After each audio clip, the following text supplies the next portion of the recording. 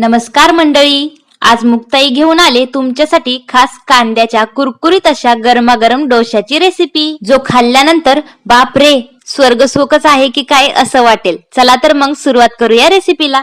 त्यासाठी गॅसवरती एक पॅन गरम करायला ठेवायचा आहे आणि त्यामध्ये हा पाण्यात बुडवलेला कांदा फिरवून घ्यायचा आहे. लगेच त्यावरती गोल गरगरीत असं डोश्याचं पीठ सोडून घ्यायचं. वरून थोडासा बारीक चिरलेला कांदा आणि आपली खास डोश्यासाठी बनवलेली सुकी चटणी टाकून घ्यायची. या चटणीमुळे आपल्या कांद्याचा मसाला डोसा आणखीनच चविष्ट बनतो. चला तर मग वरून थोडीशी तेलाची धार सोडायची आणि छान असं आपल्या या डोशाला अर्ध दुमडून दोन्ही बाजूने खरपूस रंग येईपर्यंत शेकून घ्यायचं. झालं तर मग खरपूस कुरकुरीत असा, तोंडाला पाणी सोडणारा, जिभेची चव वाढवणारा आपला कांद्याचा मसाला डोसा इथं तयार आहे.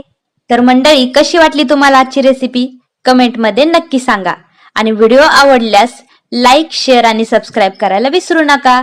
आणि हो, या जर डोश्याच्या स्पेशल चटणीची रेसिपी तुम्हाला हवी असेल तर ते सुद्धा कमेंट मध्ये नक्की सांगा. या चटणीची रेसिपी सुद्धा मी तुमच्यासाठी नक्कीच घेऊन येईन. तर भेटूया पुन्हा एका पुढच्या व्हिडिओमध्ये. तोपर्यंत धन्यवाद.